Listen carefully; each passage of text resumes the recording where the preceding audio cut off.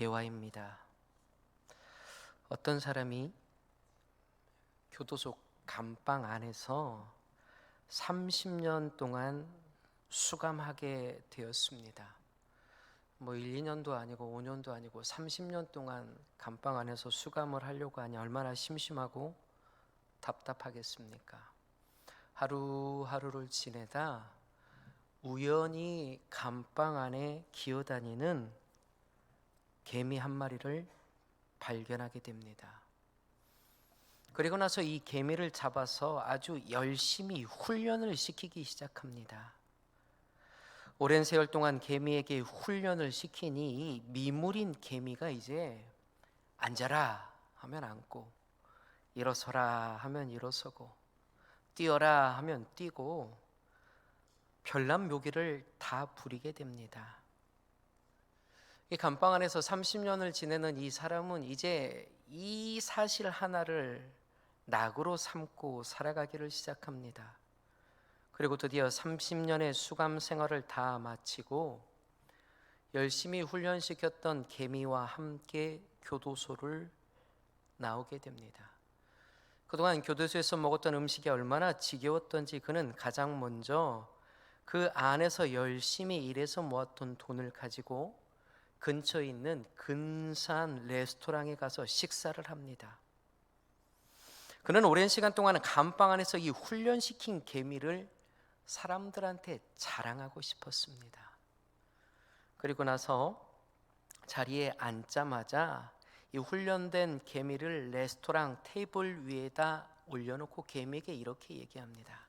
가만히 앉아 있어 하니 훈련을 잘 받은 개미가 어떻게 하겠습니까? 꼼짝 않고 가만히 움직여 있었습니다. 그리고 이 개미를 자랑하고 싶어서 웨이터를 부릅니다. 웨이터. 그러자 바쁘게 서빙하고 있는 웨이터가 옵니다. 그리고 그는 자신의 말을 듣고 가만히 앉아 있는 이 개미를 웨이터에게 자랑하고 싶어서 이렇게 얘기합니다.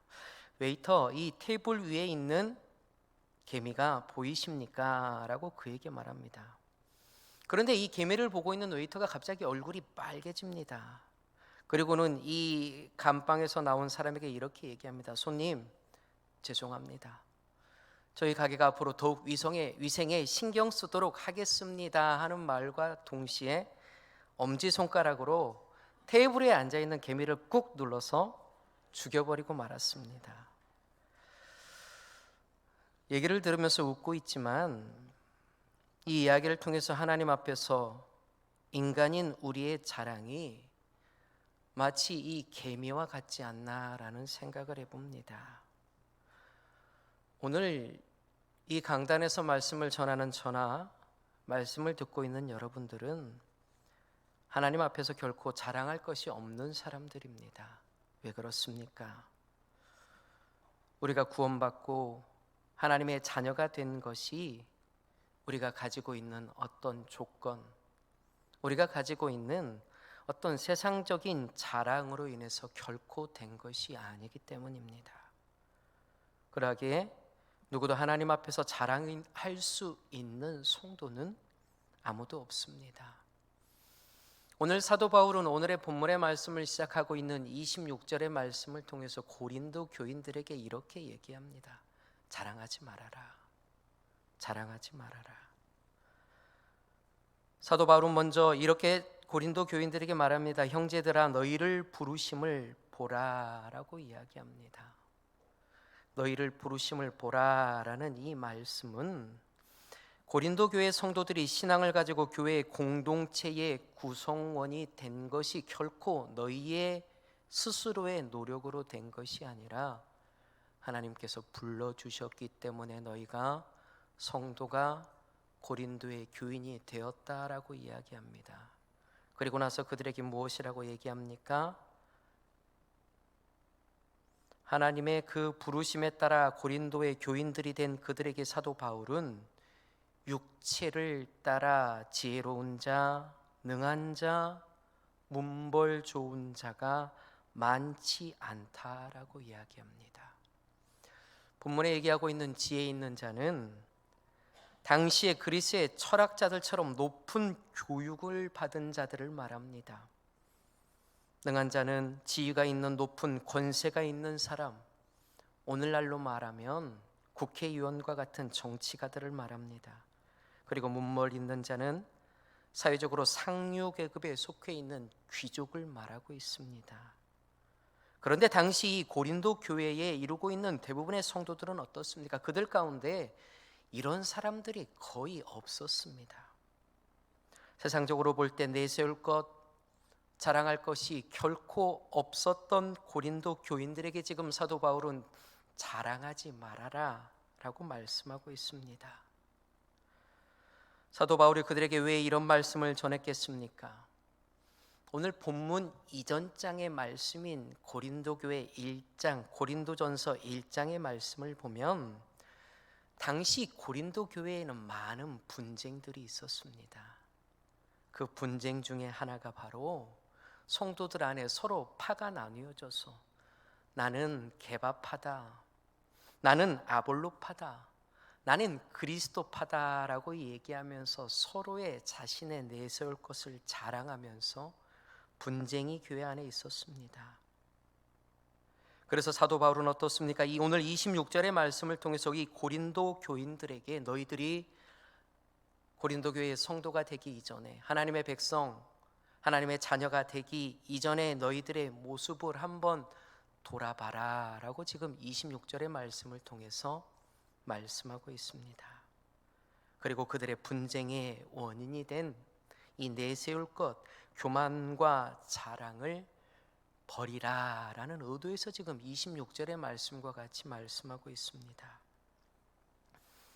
바울은 이후의 말씀인 27절에서 28절의 말씀을 통해서 이렇게 말씀합니다. 하나님께서는 세상의 미련한 것들을 택하여서 지혜 있는 자들을 부끄럽게 하시고 약한 자들을 택하여서 강한 자들을 부끄럽게 하시며 천하고 멸시받고 없는 것들을 택하여서 있는 것들을 패하게 하신다라고 말씀하고 있습니다. 이 말씀은 하나님께서는 지혜를 자랑하는 고린도의 많은 사람들을 부끄럽게 하시려고 그들 가운데 가장 낮고 지혜도 없고 능력도 없고 천한 미련한 자들인 이 고린도 교회의 성도들을 택하여서 그들을 통해서 이 사람들을 부끄럽게 하시려고 그들을 택하였다라고 말씀하고 있습니다. 그래서 고린도 교인들이 교만과 자랑의 마음으로 분정하던 것을 이제 그치고 겸손해야 된다라는 의미로 지금 이들에게 이렇게 말씀하고 있습니다. 그런데 특별히 우리가 이 27절, 28절 말씀에서 눈여겨 주목해서 보아야 될 말씀이 있습니다. 그것은 바로 하나님께서 고린도 교인들을 왜 선택하셨는지입니다.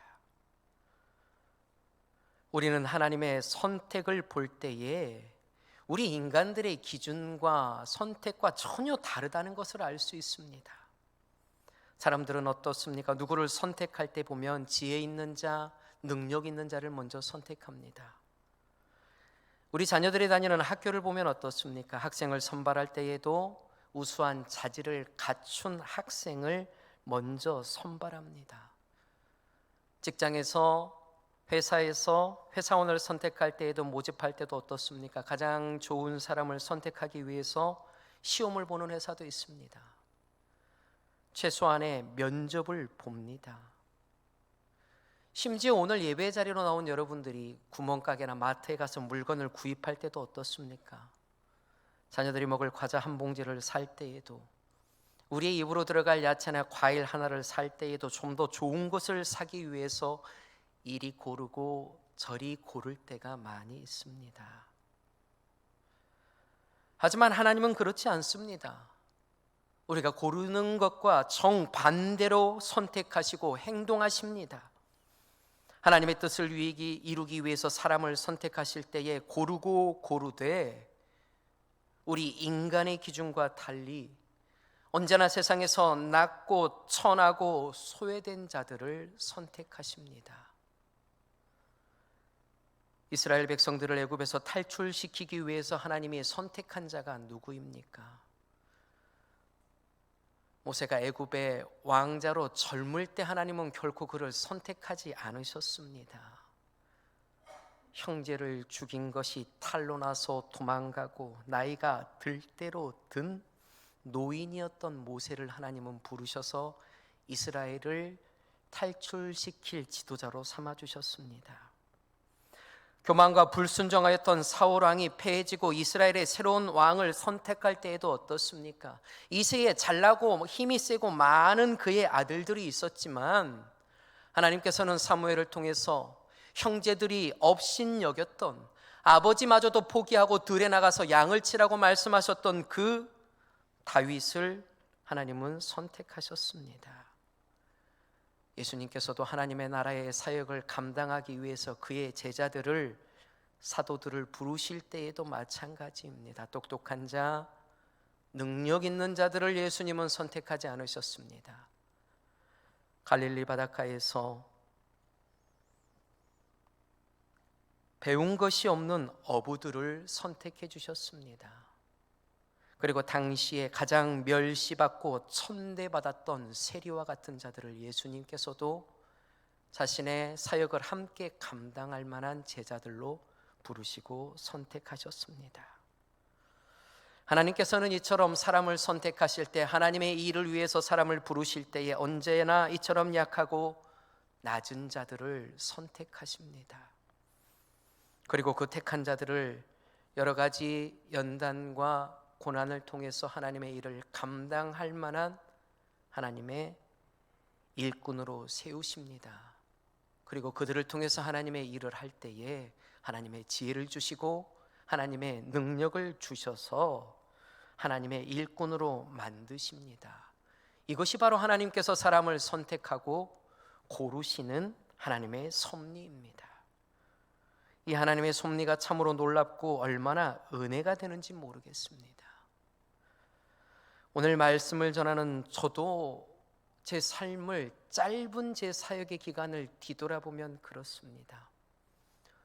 제가 좀 더 건강할 때에, 제가 조금 더 젊을 때, 아니 조금 더 어린 나이에, 더 건강했을 때에 맡겨진 사역을 더 잘 감당하고 더 많은 일들을 했을 것 같지만 결코 그렇지 않습니다. 오히려 예전보다 더 연약한 지금 하나님의 일을 더 잘 감당하고 있다는 사실을 절실히 느낍니다. 그 비결이 무엇이겠습니까? 연약해서, 할 수 없어서 더욱 하나님을 의지하기 때문에 그렇습니다. 하나님을 더욱 의지할 때 하나님은 어떻습니까? 더욱 하나님의 지혜를 주시고 하나님의 능력을 주셔서 사역의 현장 가운데 하나님께서 나와 함께 하신다는 하나님의 놀라운 하나님의 능력을 체험하며 사역할 때가 오히려 지금이 더 많다는 것입니다. 오늘 하나님 앞에 예배를 드리면서 헌신을 다짐하고 있는 한나여전도회, 일여전도회 회원들도 그렇지 않을까라는 생각을 해봅니다. 오늘 헌신을 다짐하는 일여전도회, 한나여전도회 회원들이 어떻습니까? 우리 초대교회 안에서 가장 나이가 많으신 어머니들입니다. 이제는 대부분 교회에서도 은퇴하시고 가정과 사회에서도 공경받고 편안한 노후를 지낼 만한 나이대의 권사님, 집사님들이십니다.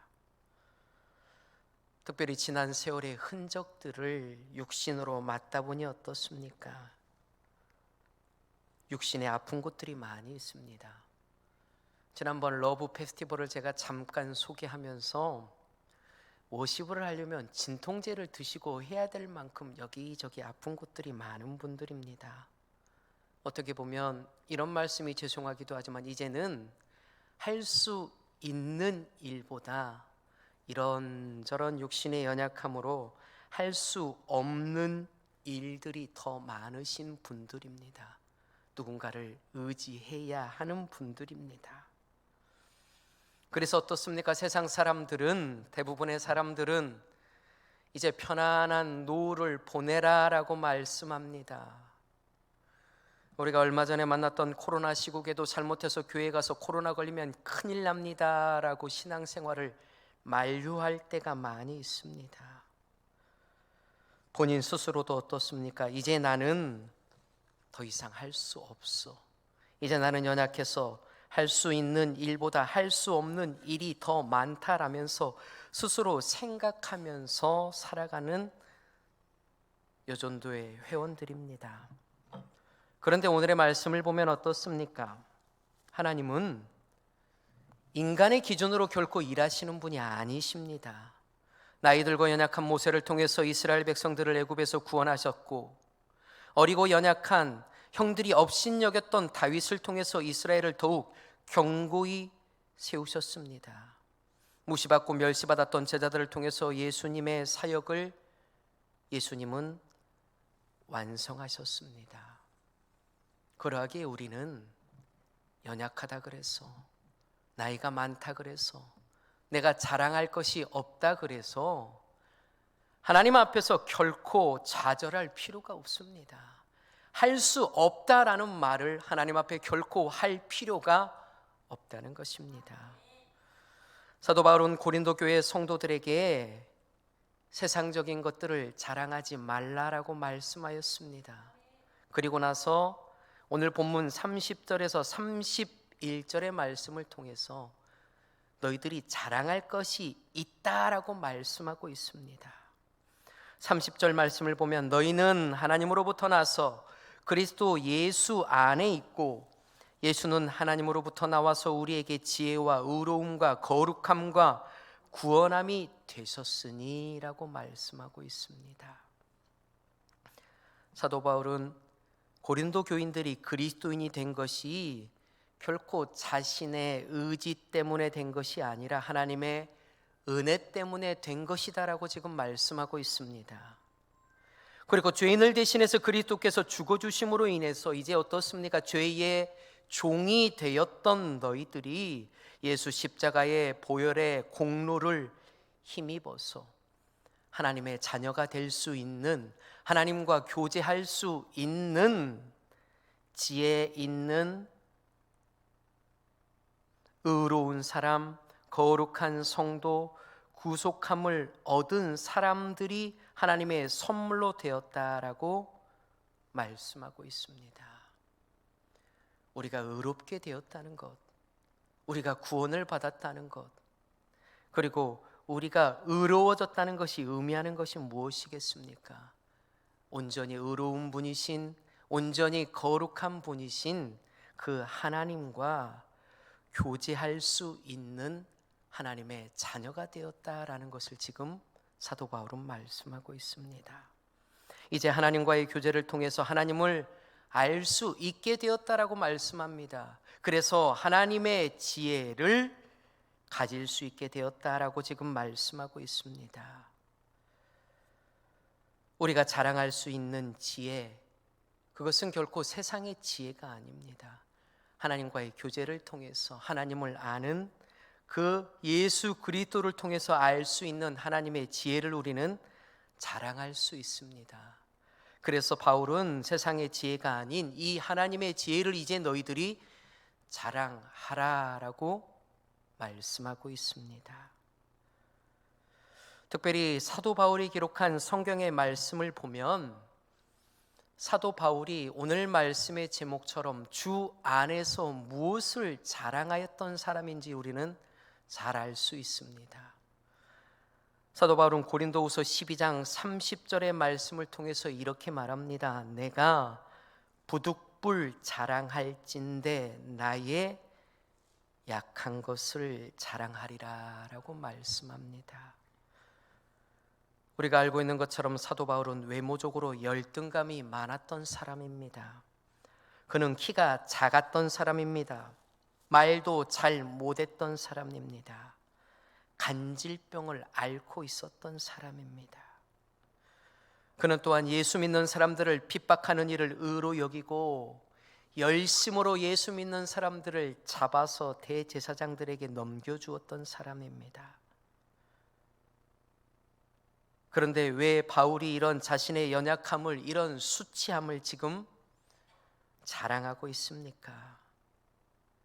그는 이런 연약함 때문에 교만하지 않을 수 있었습니다. 내가 전에 어떤 사람이었는지, 내가 결코 자랑할 것이 없는 사람인지를 알았기 때문에 하나님 앞에서 교만하지 않았습니다. 그리고 그 겸손함으로 전적으로 하나님을 의지하는 삶을 살았습니다.